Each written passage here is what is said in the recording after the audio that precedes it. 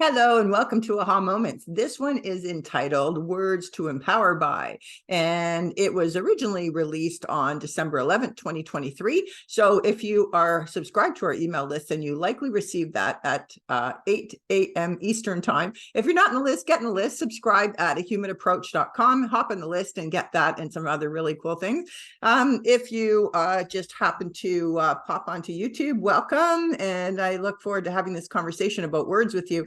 And this is, I've been a bit of a wordsmith for a really long time. As I mentioned in the aha moment, I'm going to read it to you, but at the footer, and it actually archived on the website as well. So as are a whole bunch of the other ahas, if you want to go back and have a look, have a read, have a listen. And I've been a bit of a wordsmith, and it was my mom who really got me into words. She was very well educated. She loved to read. And we used to kind of dissect words in terms of where they came from, of course, the English language was, is a compilation of many other languages. So it could be Latin or German or French or whatever. So it was always interesting to find the root of the words. But when I was introduced to this book, Word Magic, it opened up a whole new category of understanding words to me. It's very comprehensive. I'm not through the book yet. I'm taking my time through it, and I'm going to read a tiny bit of it, and so that you understand why. We always say words have energy, but I want you to understand why and start to pay attention. So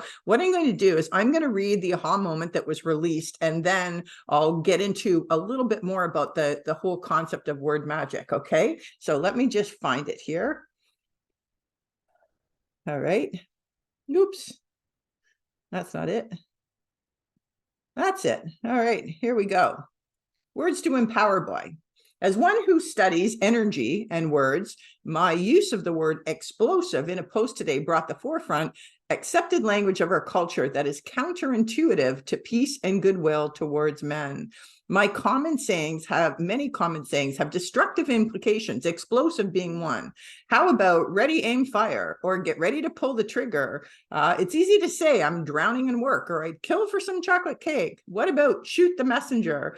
Throw the baby out with the bathwater. There's more than one way to skin a cat, and holy smokes. I have to tell you, learning the origin of holy smokes really turned my stomach. Someone can also butcher a song, torture with suspense, or kill time. In Word Magic, the author Pao Cheng cites the word grammar is the old French word grammaire and has a strong connection to the English word grimoire. In fact, grimoire etymologically, we have to look that word up, it means incantation or grammar. So dictionary.com defines grimoire using these exact words: a manual of magic or witchcraft used by witches and sorcerers. So does the word spelling make more sense now? How about culture? Did you ever wonder why the symbols of corporations are called logos? The term logos is defined in Greek philosophy as reason regarded as constituting the controlling principle of the universe as being manifested by speech. So those symbols, colors, shapes, and words create impressions. So to what degree are we affected by words and symbols hidden in plain sight and immersed in our civilization? How can we control our destiny with our understanding of these incantations? Aha! Become aware that silence implies consent.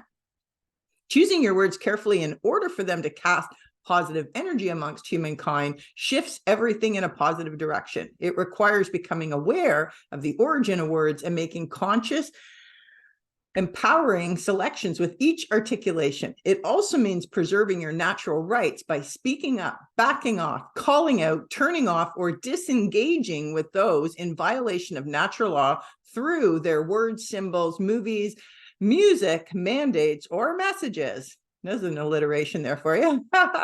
Dark forces get away with their magic because of the general ignorance by the masses. And given that we are pack animals, it's natural for us to imitate those around us because fitting in feels necessary for our safety and survival.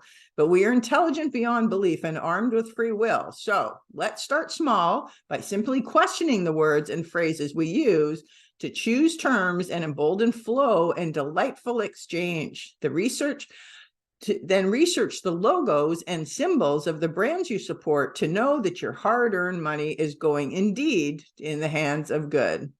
Create the magic of joy and abundance. All right. So a couple of messages in there. One about the energy, and also about the concept of incantation. In other words, spelling, culture, understanding that the words that we're using we're comfortable with them. We use them all the time. Kill time, kill for some chocolate cake, like all of that kind of stuff. But our culture is actually a bit of a kill culture, and we need to understand that. So I'm going to use the example of healthcare. So healthcare to me is getting my face in the sun, getting some exercise during the day. And I'm not saying that I hit the gym all the time. I'm not, super that disciplined, but I do get out for walks. I go up and down the stairs a whole bunch of times. I mean, I'm not afraid to lift and carry anything myself. I make sure I do lots of squats during the day, like things like that, sort of day-to-day exercise, right? Just to make sure that my body is moving, stretching, that kind of thing. I mind, the amount of time that I'm in front of a screen. I, wear blue blocker glasses, on a regular basis to make sure that I'm managing that blue light. I eat organic food, almost 100%. Then, and grass-fed meats and that. I'm always studying on nutrition, and I go to the Blue Room for, treatments and chakra balancing. I wear a chakra balancing bracelet. Like, there's so many things that we can do, including, I just wrote today a post about joy, and including understanding what brings us joy and just being in a good mindset. Finding good company to be with that is encouraging and uplifting, as opposed to whining and complaining and finger pointing and all that kind of stuff, right? Moving from being in an environment, in a position of taking control and responsibility for your life, as opposed to feeling victimized. Like, all of those things contribute to your health. They all contribute to your health. If you conversely are feeling victimized, or you're hanging with people that that kind of bring you down or make you feel, I was in a relationship once and I had to say to the individual, I don't like myself in this relationship. I didn't like what was happening in there, what was bringing out, what was bringing out of me. Does that make sense?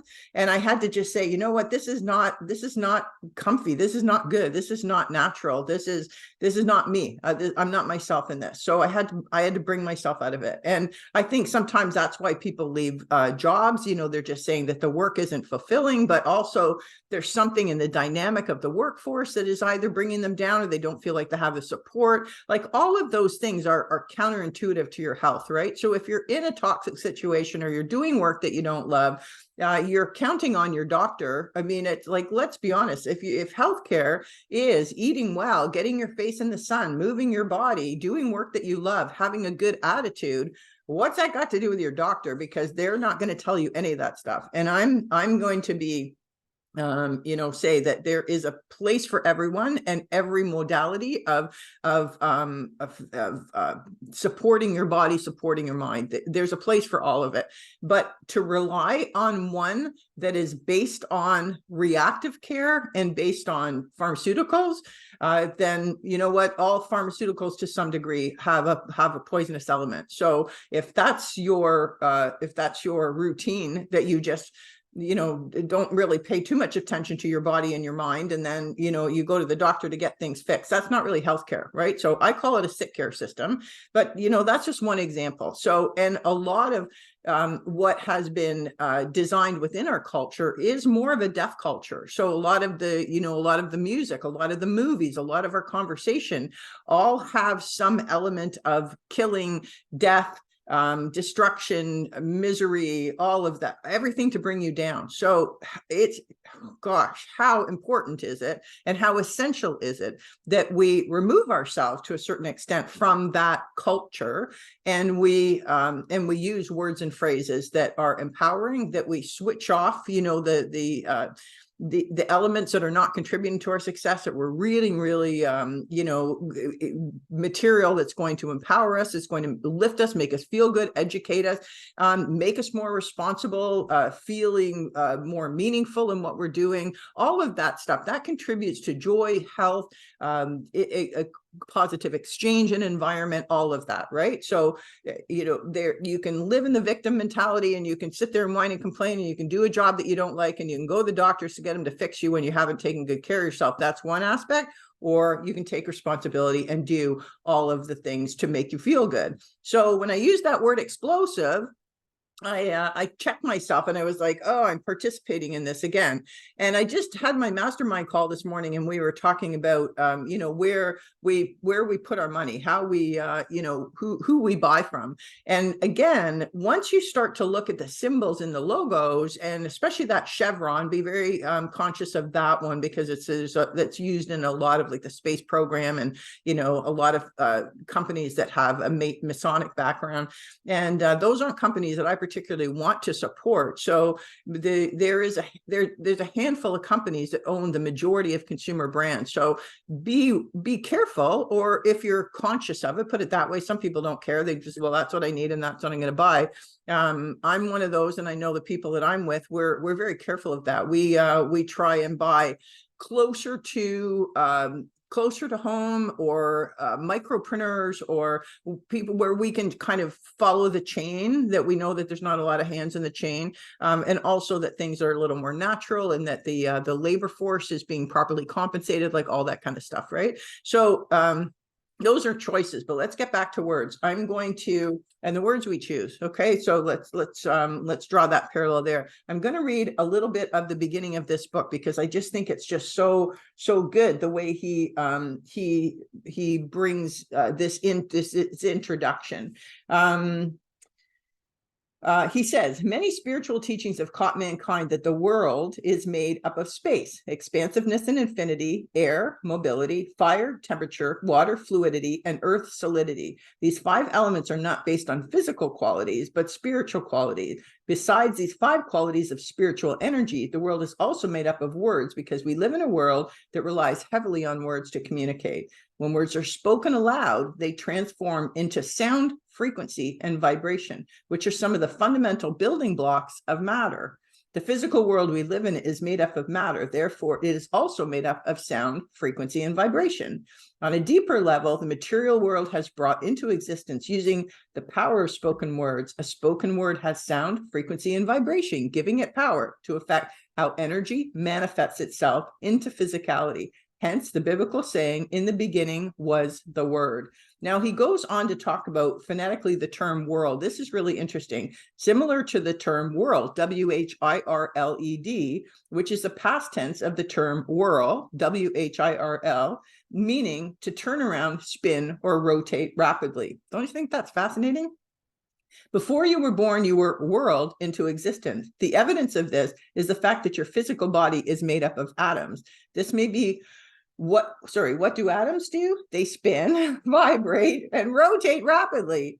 This may be why the movie The Matrix has a character named Neo. In Latin, the word neo means produced by spinning, spin, or weave. The term world, as in terms of our planet, also sounds similar to the term word, and the term word sounds similar to term whir, W-H-I-R. One of the origins of the term whir is the Old Norse word now I'm going to spell this, H-V-I-R-F-L-A, meaning to turn. In the English, the term whir, W-H-I-R, is defined as to go, fly, revolve, or otherwise move quickly with a humming or buzzing sound. The definitions of the boldface word in this paragraph are all related to the word spin. Why the word spin? Because everything in the universe spins to some degree, and we live in a galaxy that spins. The word world, W-H-I-R-L-E-D, also spins to a certain degree, as is our world, and the people living on it use spoken words to create their worlds and their realities. Holy cow. Come on. That's great. That's amazing. Okay, here's the book again, Word Magic. Now, the subtitle is The Powers and Occult Definitions of Words. So he really breaks it down so that you understand, like, I'm not going to get into it at this one, but it's a really good discussion. Maybe we'll have it at another time, or maybe we'll have it offline, is about the court system. So right now our court system is based on maritime law. Maritime law is law on the sea. We are men and women that operate by law of the land, but our court system is on maritime law. So all of the, including the word corporation, corp means dead, right? So our natural law that we operate on in God's law, the law of the land, is for living, breathing men and women. the corporation law, the corporate law, is for dead entities. So a corporation is not a living, breathing entity. So when we were born, your all caps name that's on your driver's license and your birth certificate and your passport is all based on the fact that when you were born, your parents unknowingly signed you over to the state to create a corporation, and we are simply being traded like chattel.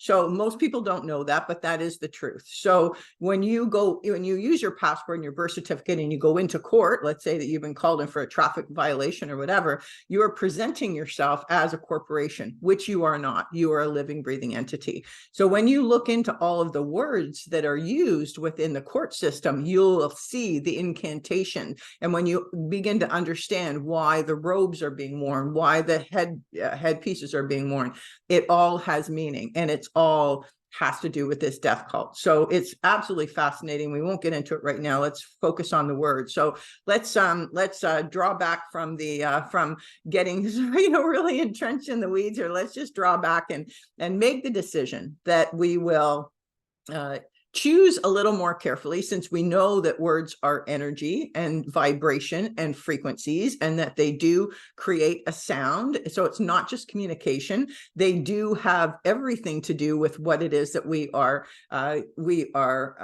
manifesting. So let's choose to use those words a little more carefully. Okay, I did finish that particular post using the word explosive. I let it go that time. But when I wrote down all of the, pull the trigger and throw the baby out with the bathwater and all those kinds, those just rolled off because they're such common phrases that we use all the time. And it's like, okay, I'm no longer going to say kill time.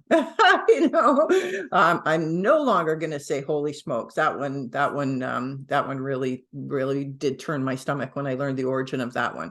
But I think one at a time, as well as assessing the brand marks. I mentioned in the footer for this AHA that are the brand mark that we're going after for a human approach. We don't have it on the site yet, but it will be. What I'm going after is one of the sacred geometric signs, which is a tree of life, which is a symbol that all things are connected. So I think that's very relevant to a human approach, and I hope you love it when you see it. So anyway, that's it for today. I hope you enjoyed this AHA. I hope you got something out of the fact there was a little bit of an eye-opener about what words are. And if you do get the book Word Magic, then hey, let's compare notes and see what we're learning here. So to your success, and I will leave you with one very simple